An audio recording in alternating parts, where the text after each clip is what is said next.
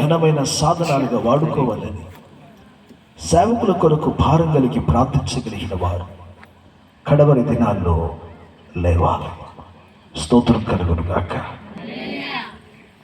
ప్రతి ప్రాంతం క్షేమంగా ఉంది, ప్రతి ప్రాంతం ఆశీర్వాదకరంగా ఉంది అని అంటే దానికి కారణం రాజకీయవేత్తలో, లేకపోతే వ్యాపారవేత్తలో, లేకపోతే అక్కడ ఉన్న మరి ఏదో అని మనం చెప్పలేము. వాక్యాన్ని వినాలి.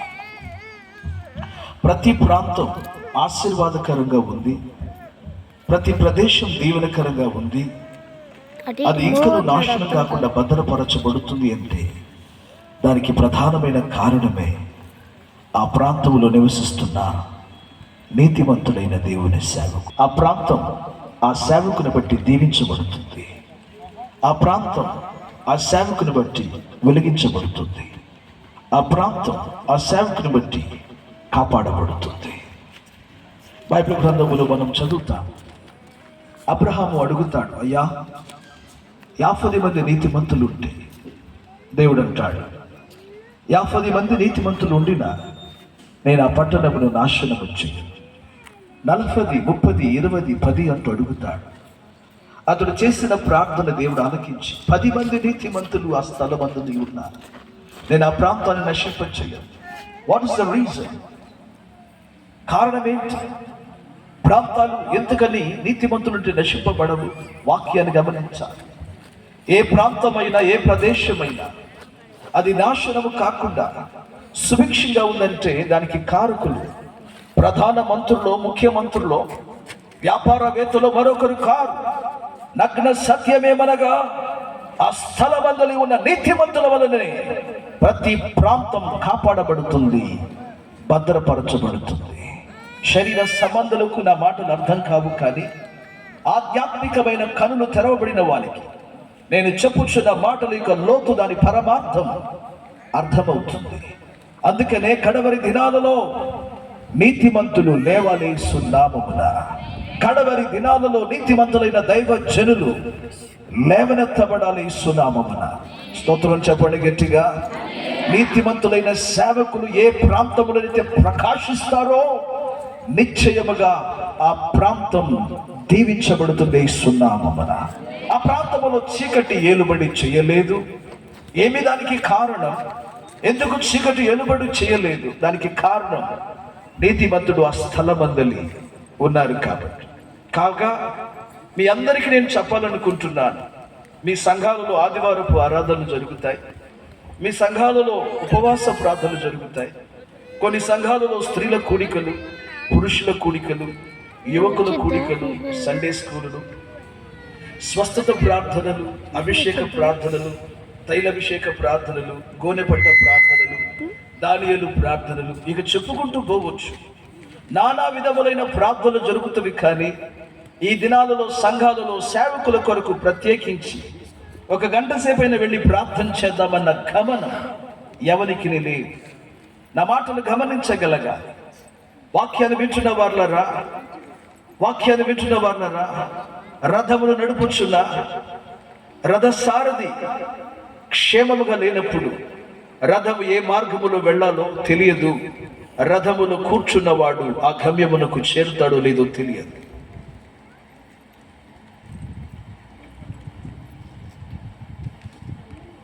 సముద్రములో ప్రయాణము చేస్తున్న ఓడల యొక్క చుక్కాని అది గనక సరిగా పని చేయకపోతే ఏ దిక్కు వెళ్ళాలో తెలియదు, వారి గమ్యం ఏంటో ఎరగరు. అప్పుడు ఓడను నడపడానికి దాని చుక్కాని ఎంత అవసరమో, ఒక మనుషుడు ఒక స్థలంలోనికి వెళ్ళడానికి ఈ రోజుల్లో ఉన్న క్రమ ప్రకారంగా GPS ఎంత అవసరమో వినాలి వాక్యాన్ని. ఒక వాహనాన్ని నడపడానికి దాన్ని నడిపించువాడు ఎంత ప్రాముఖ్యమో, అదే రీతిగా ప్రతి ప్రాంతము దీవెనకరంగా ఉండడానికి కారణమే దైవజనుడై ఉన్నాడన్నమాట. అట్లుండగా దైవ సేవకుల యొక్క క్షేమము కొరకు మనం ప్రార్థించవలసినది అవసరం. మీ వ్యక్తిగత ప్రార్థనలో, మీ కుటుంబ ప్రార్థనలో, మీ సంఘ ప్రార్థనలో కనీసం 1 నిమిషమైన కేటాయించి నా సేవకులను మీరు దీవించండి, వారి కుటుంబాలను ఆశీర్వదించండి, వారు వేవేళగా విస్తరించాలి, నీ కృప నుండి, నీ శక్తి నుండి వారు బలాధ్యులుగా మారాలని సంఘమా, నీవు ప్రార్థించవలసినది అవసరమై ఉన్నది. దేవునికి స్తోత్రం కలుగునుగాక. చెప్పండి, 2 చేతులెత్తి పదే పదే చెప్పించుకోవద్దు, గట్టిగా స్తోత్రం చెప్పాలి. ఇంకా రాదండి, అంతేనా? ఇంకేమన్నా? మరి ఇంత మంచిగా చెప్పగలిగి ఉండి దేవునికి ఎందుకు తప్పుగా చెప్తున్నారు? హుషారుగా చెప్పండి, గట్టిగా హల్లెలూయా. మంచిగా చూద్దాం, హల్లెలూయా. ఈ స్థలమందుని జీవించిన ఓ నీతిమంతుడు దైవ సేవకులు అబ్రహాం గారు. గండ్రాయి ప్రాంతం ఏ విధముగానైనా దీవించబడింది అనంటే దానికి కారణం ఒక నీతిమంతుని యొక్క ప్రార్థన, ఒక నీతిమంతుని యొక్క కన్నీరు, ఒక నీతిమంతుని యొక్క అనర్గళమైన బోధ, ఒక నీతిమంతుని యొక్క ప్రయాస. నిన్నగాక మొన్న పుట్టిన బుడ్డోడు కావచ్చు, నువ్వు తెలుసుకోవాలి, ఈ గడ్డ మీద కన్నీరు కార్చిన కొందరు నీతిమంతులు ఉన్నారు. ఈ గడ్డ మీద అంగలార్చిన కొందరు పరిశుద్ధులు ఉన్నారు. ఈ ప్రాంతంలో నీ కొరకు మొర్ర పెట్టిన నీ బంధువు కామి పేగు తెచ్చుకొనని ఓ సోదరుడో ఓ సోదరియో నీ కొరకు విన్నపం చేశారు. వారి ప్రార్థన వలననే నువ్వు ఇలాగనైనా జీవించుచున్నావు. కాబట్టి కడవరి దినాలలో ప్రతి ప్రాంతాలలో నీతిమంతులైన సేవకులు లేవాలి అని, వారి కుటుంబాలు దీవించబడాలి అని, వారి మీద ఉన్న దేవుని అభిషేకం విస్తరించాలి అని, కడవరి దినాలలో క్రీస్తుని రాజ్య బహువడిగా విస్తరించాలి అని సేవకుల కొరకు ప్రార్థించగలిగిన వారుగా మనం మారుదుముగాక. ఆమేన్ చెప్పండి గట్టిగా.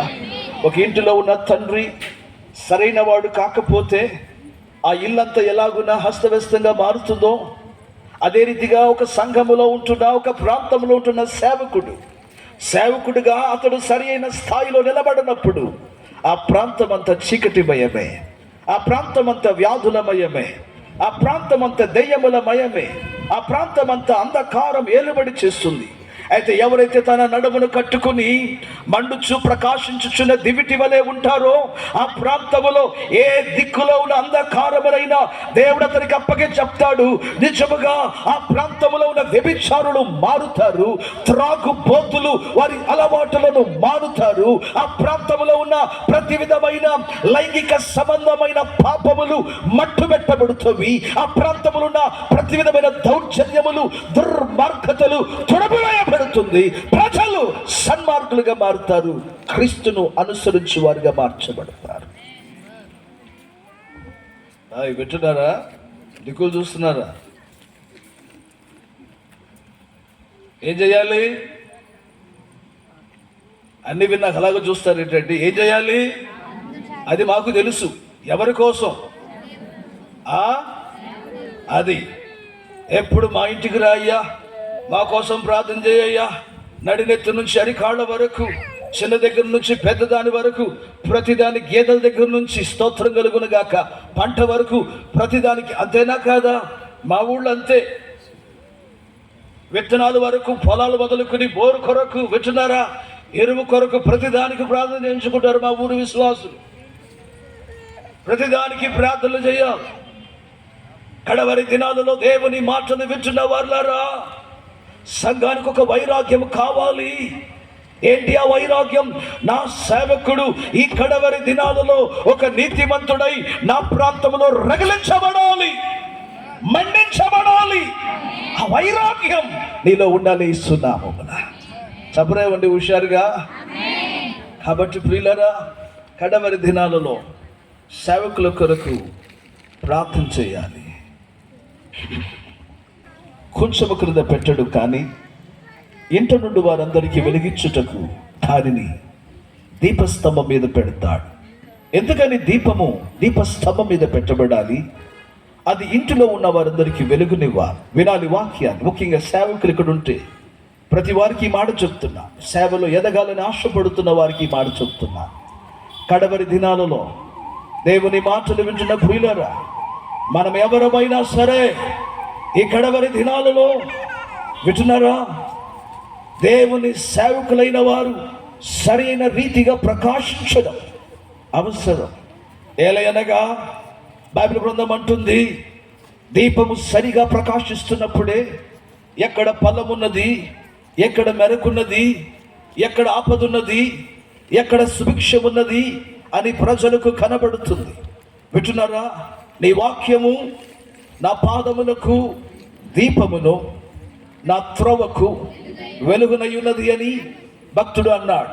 అదే రీతిగా దైవజనుడు కూడా వాక్యమై, వాక్య రూపమై, వాక్యముగా జీవించుచున్నవాడై తన ప్రాంతములో ఉన్న వారికి తన జీవితము వలని అతడు ఒక మంచి వెలుగును ప్రకాశించచ్చు.